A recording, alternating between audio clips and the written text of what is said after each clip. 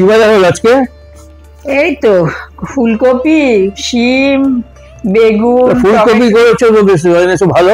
ফুলকপির ডাটা চচ্চড়ি করো বেশ। কপির ডাঁটা পাতলা পাতলা করে কেটে অল্প জল দিয়ে ভালো করে ভাপিয়ে নেব। এতেই মোটামুটি কপির ডাঁটাগুলো সেদ্ধ হয়ে আসবে। এবার শিম, টমেটো, বেগুন, আলু ভালো করে কেটে নিয়ে কড়াতে সর্ষের তেল গরম করে শুকনো লঙ্কা, পাঁচফোড়ন ফোড়নে দিয়ে আলু আর টমেটো ভালো করে ভেজে নিয়ে সেদ্ধ কপির ডাঁটা, শিম, বেগুন, লবণ, হলুদ দিয়ে নেড়েচেড়ে ঢাকা দিয়ে রান্না হতে দেব। সাদা সর্ষে, কালো সর্ষে, পোস্ত, কাঁচা লঙ্কা, নুন, হলুদ দিয়ে বেটে রেখে দিয়ে সবজি সেদ্ধ হলে নেড়ে চেড়ে ওই বাটাটা দিয়ে দেবো। কাঁচা লঙ্কা, কাঁচা সর্ষের তেল, চিনি দিয়ে ভালো করে নেড়েচেড়ে রান্না করে শেষে ওপর থেকে ধনেপাতা কুচি ছড়িয়ে দিয়ে পরিবেশন করে দেবো কপির ডাঁটার চচ্চড়ি। এই না, চচ্চড়ি আর বেগুন পোড়া হয়ে গেছে, একটু টেস্ট করে দেখো। আমি কি টেস্টটা হয়ে গেলাম? বাবা, তুমি তো আমার বরাবরেরই টেস্টার, তুমি আবার আজকে নতুন কি হলে?